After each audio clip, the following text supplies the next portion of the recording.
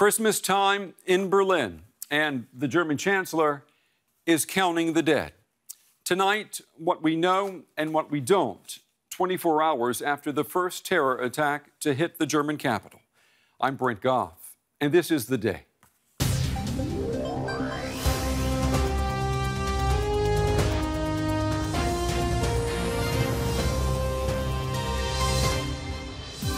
The blinking lights of first responders carrying away the injured and the dead.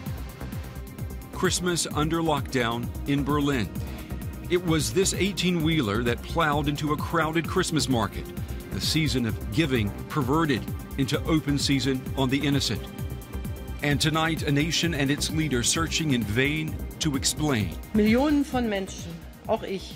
Millions of people, myself included, are asking themselves this morning, how can we accept that so many people, strolling through a Christmas market, a place of celebration, met their deaths at the hands of a murderer? Europe and the world pausing to share the sorrow of Berlin today, as yet another capital city becomes home to terror. Well, welcome to the program, everyone. We begin the day with the ghosts of Christmas present. As we go to air tonight, the death toll stands at 12. 12 lives lost, some 48 injured in what federal investigators are treating as the first terror attack to hit the German capital. So-called Islamic State has reportedly tonight claimed responsibility. Now, this is what it looked like last night around 8 p.m. here in Berlin. This video capturing part of the aftermath, a Christmas market filled with shoppers, families, small children, and then a large black truck suddenly plowed into the crowd, buying and selling Christmas cheer replaced by scrambling police and body bags. Earlier today, the German Interior Minister, the cabinet member responsible for domestic security, told reporters there remains no doubt this was a terror attack. Well, the tragedy began to unfold in the heart of what used to be known as West Berlin, a popular traditional Christmas market at Breitscheidplatz Square. Now, police and witnesses say that the truck approached the area and then veered off the road, slamming into the backside of stands where food and crafts were being sold. They were no match for the truck as it then plowed into a crowd of people. Carnage and mayhem taking place at the base of Berlin's Kaiser Wilhelm Memorial Church, which you see right there. Now, if you've ever visited Berlin, you will know the church. It was heavily bombed in World War II. It stands today in its bombed-out condition to remind Berliners of the horrors of war. Well, tonight it stands over a city coming to terms with yet another tragedy. Our first report takes us inside that church. Inside this historic church, a memorial to peace. German Chancellor Angela Merkel and top members of her cabinet paid their respects to the victims. Leaders from various faiths also took part in the service with messages of grief and unity. This church sits in the heart of West Berlin, adjacent to the scene of the carnage. As people gather here, German officials say the investigation is ongoing, but vow terrorism will not alter the way of life. The terrorists want to hit us all. Our way of life, our way of thinking, our way of believing. But we shall not let them tell us how to live, think, and believe. And we have seen yesterday our free society is vulnerable, but the denial or abolition of democratic values cannot be the answer.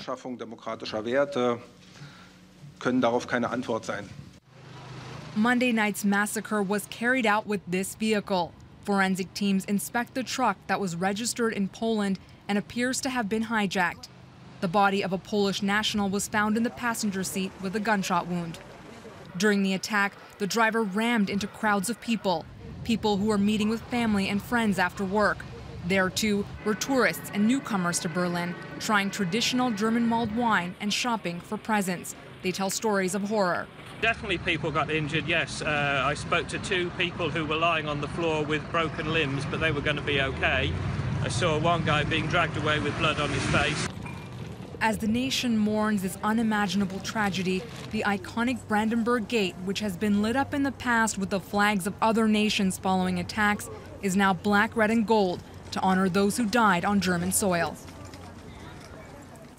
I want to pull in my colleague now, Christopher Springate. He joins me from the scene of that attack at Breitscheidplatz Square in Western Berlin. Good evening to you, Christopher. You spent part of the day right there. It could not have been an easy assignment. Well, indeed, Brent, it is a very somber day. The mood is very somber. There's been an absolutely genuine outpouring of emotion all over this central square in what used to be West Berlin. There are informal memorials cropping up all over the place. There is one actually just over here. If you just follow me over, you can see at the column of this hotel there, and I've counted so far 4 informal memorials. I've seen people there in shock, in disbelief. There are great feelings of sadness, some people weeping quietly. I've been talking to lots of people as well. One conversation that really stuck in my mind with a Muslim gentleman, a man called Mohammed El Janedi. He is actually the head of the permanent market, not the Christmas market, the permanent market that is sited close to the Kaiser Wilhelm Memorial Church behind me. He was really devastated by this attack. Let's listen to a short part of the conversation I had with him earlier today, just before the memorial service in that church behind me. I don't want to say hate. It's a crime. I'm a Muslim myself. I think they have a different religion than my own. They do not belong to us. I've lived here for 38 years. I have never experienced a feeling of hate here. Never. People have helped me here. I've never had any problems. I don't know what these people are thinking. I just don't know what people like this are thinking. That's not our religion. Our religion is peace and love. This is indescribable. What are your feelings tonight? I'm so completely disappointed by these people. I don't want to say I hate them, because it's not part of my religion, and it doesn't belong to Christianity. I'm devastated. That's not my religion.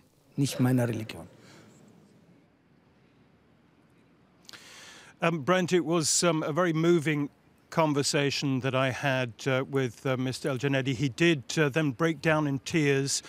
He's a man very closely associated with the Christian congregation of the church behind me, and really absolutely mortified by what happened here last night. Back to you, Brent.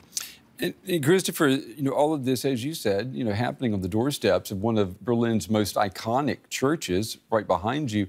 Have you been able to talk to anyone there at the church?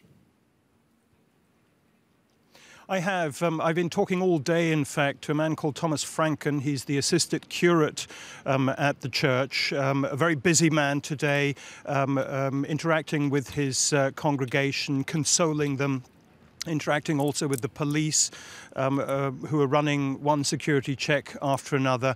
And Thomas Franken, as I said, had time, though, to chat with me and gave me an insight into the mood of his congregation at the moment. Let's have a listen to that. Well, they are always talking about this idea of at this traffic light where the first hit into the crowd was that we are all standing at this traffic light once or twice a day. It's a crowded place to be, to cross the place behind the church, to go to the bus stop and to the large supermarkets and warehouses. So, of course, this is really that makes people in their feelings up. It could have been them, and this is really that makes them a little bit shocked. True words there from that pastor. It could have been any of us there at that Christmas market last night. And Christopher, we've seen political leaders visiting the scene of the attack today, haven't we? That's right, Brent. Security has been incredibly tight. It's been very difficult to move around this part of town. 3 major roads are closed down at the moment. We've had Chancellor Angela Merkel here twice today, her Foreign Minister Frank-Walter Steinmeier, her Interior Minister Thomas de Maizière, as you mentioned earlier. I managed to catch up with the co-leader of the opposition Greens, Cem Özdemir, a man who I've never seen quite so shocked as he was today. Let's listen also to what he had to say. Mr. Özdemir, your thoughts on this day? Well, this is horrible. Everybody assembled to celebrate Christmas together with their families, with their loved ones, and we witnessed a terrorist attack in the heart of Germany, in Berlin, in our capital. I think this is not the moment of party politics. This is a moment to assemble, to unite, and that Germany stands together, whether it's opposition, whether it's government, on the side of those who lost their loved ones, on the side of those who are still suffering in our hospitals. I'm sure our police is doing whatever they can to catch these guys as soon as possible and to bring them to justice.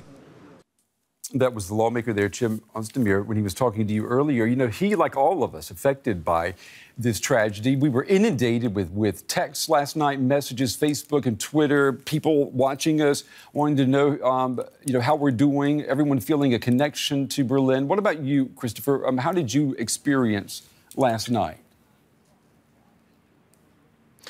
Well, my wife and I actually had a bit of a scare last night. We were at home and my son, my 17-year-old son and his girlfriend were out doing some late Christmas shopping. We got a call from the mother of his girlfriend. She couldn't reach her daughter on the phone. I then tried to call my son on the phone, couldn't reach him. We knew that they were possibly close to this area. It turns out they did actually walk right across this Christmas market 2 hours before the attack. We couldn't get them for about an hour. Then finally, he called in. Apparently, the batteries of their mobile phones had died on them. They were safe and sound. And we moved really from worry to panic to relief. And then we felt a little bit guilty about our relief because, after all, 12 innocent people lost their lives in this horrific attack. Yeah, there is happiness and tragedy all mixed into this story. Christopher Springate there at the scene of that attack last night. Some excellent reporting today, Christopher. Thank you very much. You're welcome.